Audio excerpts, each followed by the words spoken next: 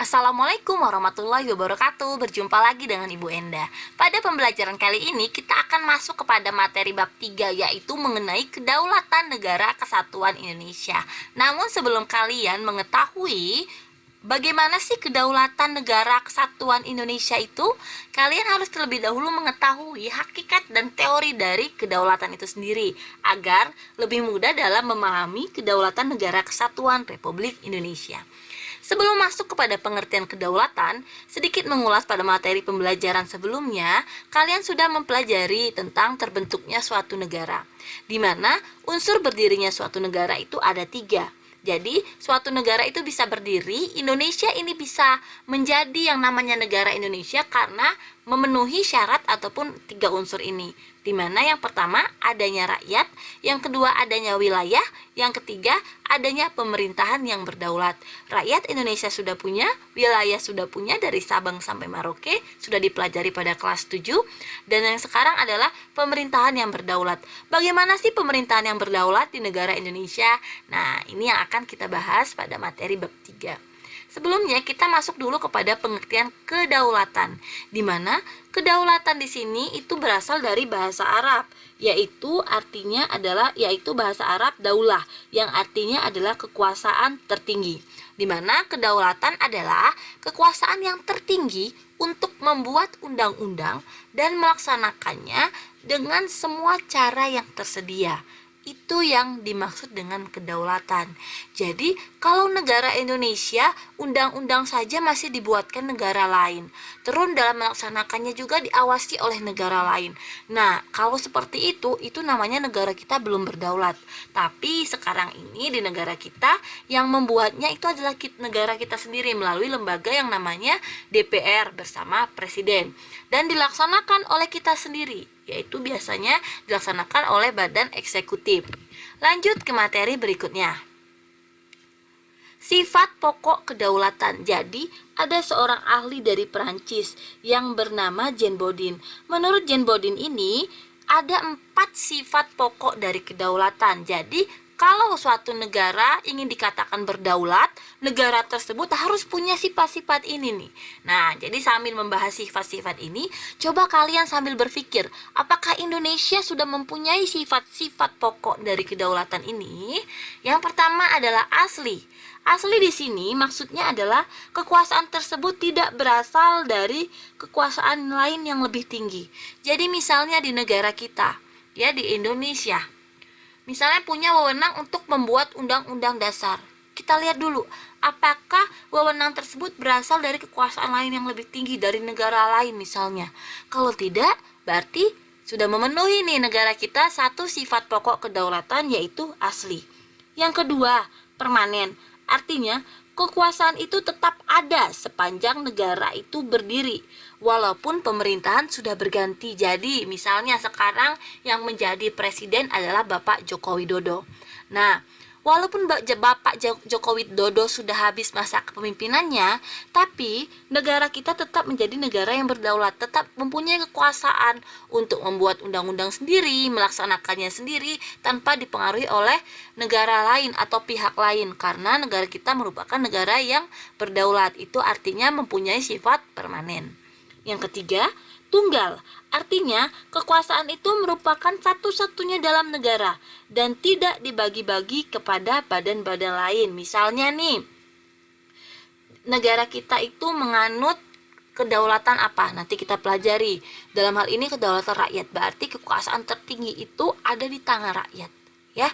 Nah, apakah kekuasaan itu dibagi-bagi? Misalnya rakyat 50%, presiden 50% gitu ya. Itu tidak. Jadi, kalau memang kita menganut rakyat, harus dari rakyat. Kalau memang kekuasaan kita itu merupakan kedaulatan yang kita anut, misalnya berdasarkan hukum, semuanya hukum. Jadi harus tunggal sifatnya. Baru bisa dinamakan negara yang berdaulat. Yang terakhir, tidak terbatas. Jadi artinya kekuasaan itu tidak dibatasi oleh kekuasaan lain yang lebih tinggi gitu ya. Lanjut, materi selanjutnya yaitu mengenai bentuk-bentuk kedaulatan, di mana dalam suatu negara yang berdaulat itu ada 2 bentuk kedaulatan. Yang pertama, kedaulatan ke dalam, Artinya, suatu negara memiliki kekuasaan untuk menyusun dan mengatur organisasi pemerintahan sendiri serta punya kekuasaan untuk mengelola segala sesuatu yang ada di wilayahnya. Jadi yang dimaksud dengan kedaulatan ke dalam ini adalah suatu negara yang berdaulat itu punya hak ya untuk mengatur pemerintahnya sendiri, untuk mengelola sumber daya alam yang ada di dalamnya, untuk mengatur tata tertib kehidupan rakyat-rakyat yang di dalamnya tanpa dicampur tangani oleh negara lain. Lalu yang berikutnya, kedaulatan keluar, artinya dia mempunyai kekuasaan bukan cuma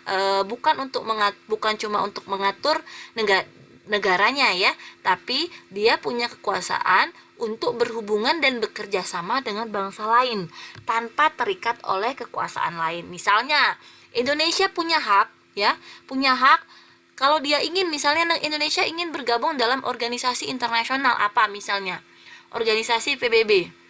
Ya udah, kalau diterima sok mangga bergabung. Jadi tidak ada yang bisa melarang karena kita merupakan negara yang berdaulat.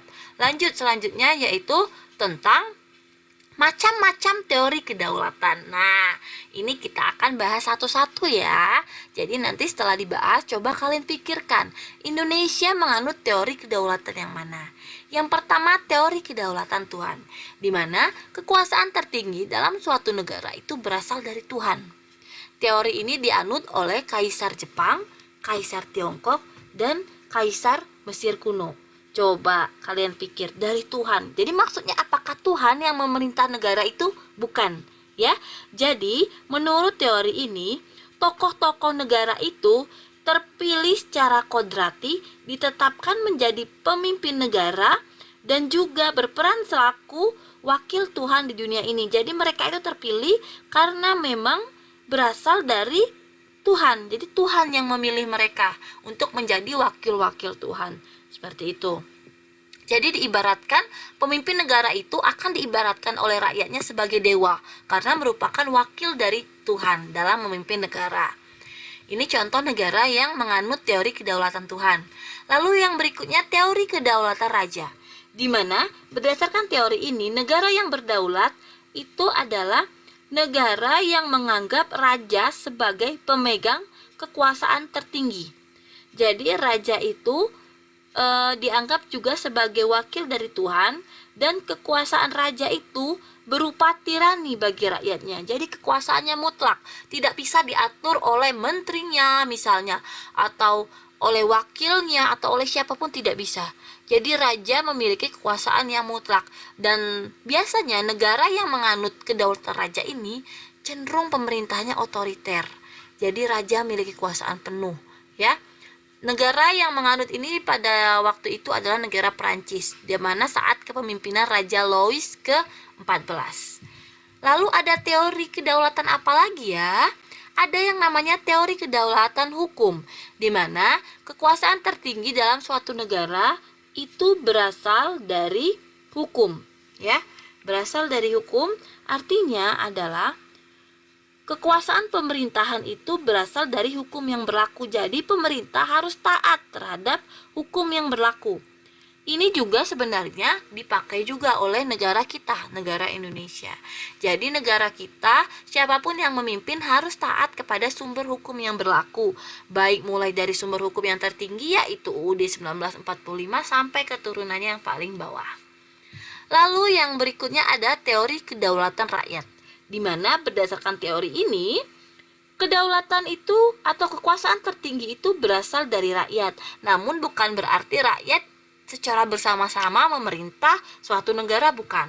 Tapi pemerintahan itu ataupun pejabat yang menduduki kekuasaan di suatu negara itu merupakan perwakilan dari rakyatnya. Jadi yang menunjuknya rakyat, seperti itu ya. Yang menganut teori kedaulatan rakyat ini adalah Indonesia. Jadi Indonesia memegang dua teori kedaulatan, yaitu teori kedaulatan hukum dan teori kedaulatan rakyat. Sebenarnya ada satu lagi teori kedaulatan, yaitu teori kedaulatan negara, di mana menurut teori kedaulatan negara, kekuasaan tertinggi terletak pada negara. Jadi sumber kedaulatannya itu adalah negara yang merupakan lembaga tertinggi kehidupan suatu bangsa. Kedaulatan timbul bersama dengan berdirinya suatu negara. Jadi kalau negaranya tidak ada, maka kedaulatannya akan hilang. Lalu kita akan masuk kepada materi pembagian kekuasaan dalam negara. Jadi suatu negara yang berdaulat biasanya kekuasaannya ada yang dibagi-bagi kalau dia menganut teori kedaulatan rakyat, ya. Jadi ada ini menurut Montesquieu ada 3 pembagian kekuasaan dalam negara. Yang pertama ada kekuasaan legislatif, yang kedua kekuasaan eksekutif, yang ketiga kekuasaan yudikatif. Kekuasaan legislatif itu adalah kekuasaan untuk membuat peraturan perundang-undangan. Kalau di negara kita adalah DPR atau MPR. Lalu kekuasaan eksekutif adalah kekuasaan untuk melaksanakan peraturan perundang-undangan. Di negara kita contohnya apa? Presiden, gubernur, bupati, seperti itu. Kekuasaan yudikatif adalah kekuasaan yang menegakkan peraturan. Contohnya apa? Badan kehakiman, ya MA, MK, Komisi Yudisial, seperti itu. MA apa? Mahkamah Agung. Terus MK, Mahkamah Konstitusi, gitu ya. Baiklah, cukup sekian materi pembelajaran kita hari ini. Jika memang ada yang ingin ditanyakan atau kurang jelas, boleh bertanya melalui link komen atau langsung chat WhatsApp Ibu secara pribadi.